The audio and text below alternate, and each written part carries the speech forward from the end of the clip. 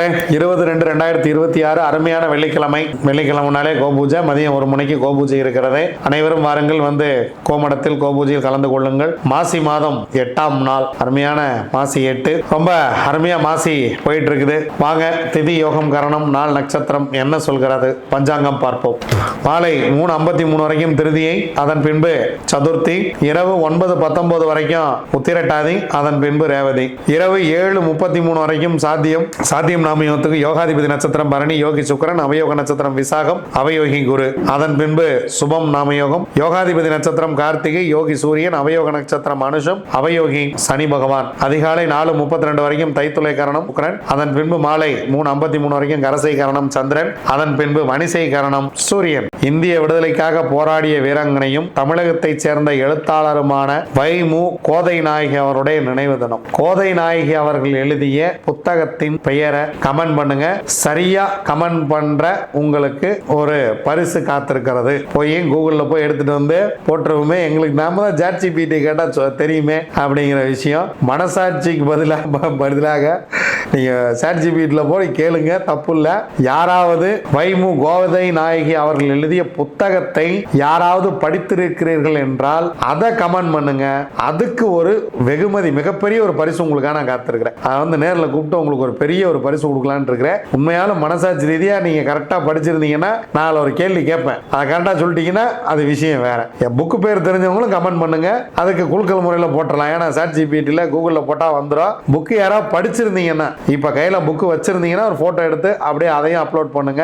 யாராவது புக்கு படிச்சிருந்தீங்கன்னா கீழே வந்து கமெண்ட் பண்ணி விடுங்க, பார்த்துக்கலாம். சிறப்பா பண்ணிடுவோம். வாங்க கிரக சூழ்நிலைகளை பார்க்கலாம். குரு வந்து மிதுனத்துல, கேது சிம்மத்துல, செவ்வாய் தனிமையிலே, செவ்வாய் பாவம் உச்சம் தலைவர் யோகாதிபதி போய் மகரத்துல, சூரியன் புதன் சுக்கிரன் ராகு சேர்க்க கும்பத்துல, சனி சந்திரன் பஞ்சாயத்துகள் ரெண்டுமே சேர்ந்து மீனத்துல.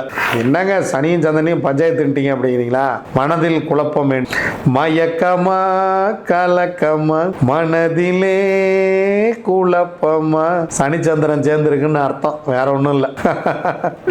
வாங்க 27 நட்சத்திரங்களுக்கு உண்டான பஞ்சபட்சி ராசி பலன்களை பார்க்கலாம்.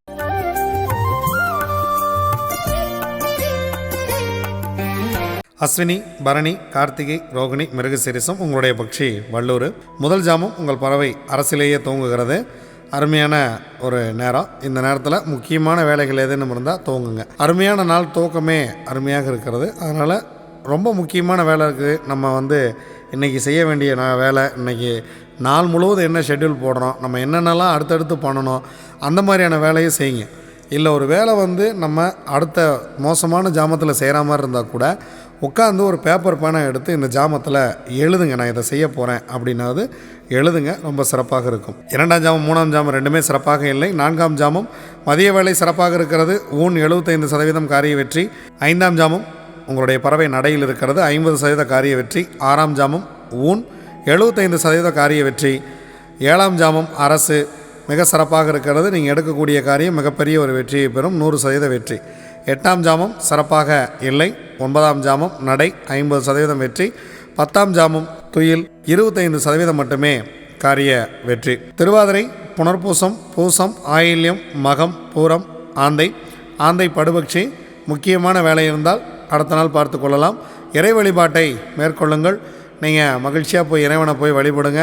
ரொம்ப சந்தோஷமாக இறைவனுக்கு வேணுங்கிறத பண்ணுங்கள். மலர்களால் இறைவனை அர்ச்சனை பண்ணுங்கள். எல்லாம் சிறப்பாக செய்யுங்கள்.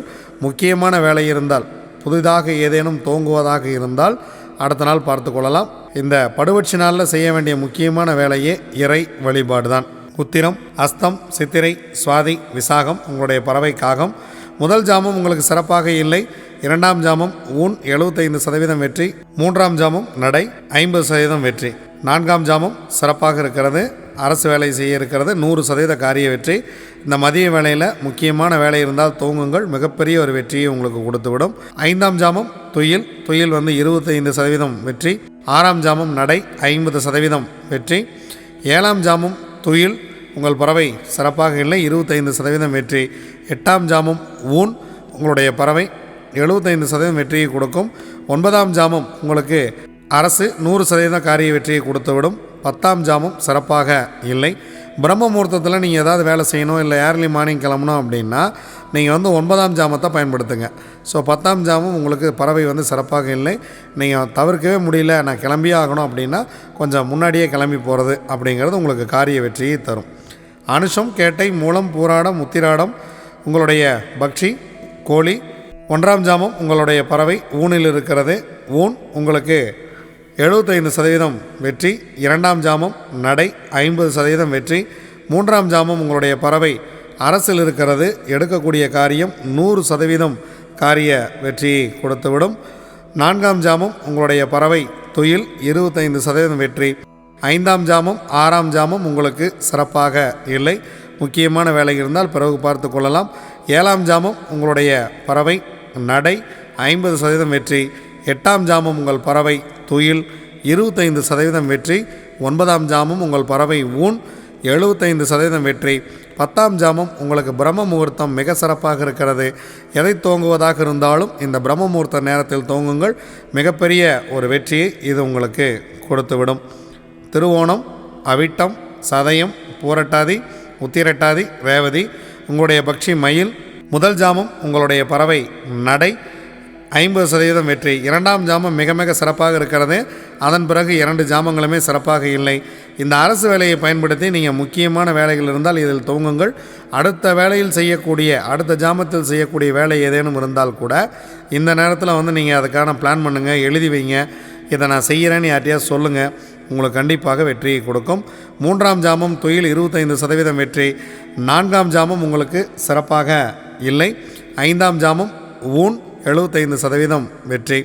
6ஆம் ஜாமம் உங்கள் பறவை மிக சிறப்பாக இருக்கிறது. எடுக்கக்கூடிய காரியம் 100% வெற்றி. 7ஆம் ஜாமம் உங்கள் பறவை சிறப்பாக இல்லை, முக்கியமான வேலை இருந்தால் பிறகு பார்த்து கொள்ளலாம். 8ஆம் ஜாமம் நடை 50% காரிய வெற்றி. 9ஆம் ஜாமம் துயில் 25% காரிய வெற்றி. 10ஆம் ஜாமம் ஊன். பிரம்ம முகூர்த்தத்தில் நீங்கள் செய்யக்கூடிய காரியம் உங்களுக்கு 75% காரிய வெற்றியை கொடுக்கும். இதுவரைக்கும் 27 நட்சத்திரங்களுக்கு உண்டான பஞ்சபட்சி ராசி பலன்களை பார்த்தோம். வாங்க நாம் தொடர்ந்து பயணிப்போம். நன்றி, வணக்கம். நான் உங்கள் தம்பிரான் ரிஷபானந்தர்.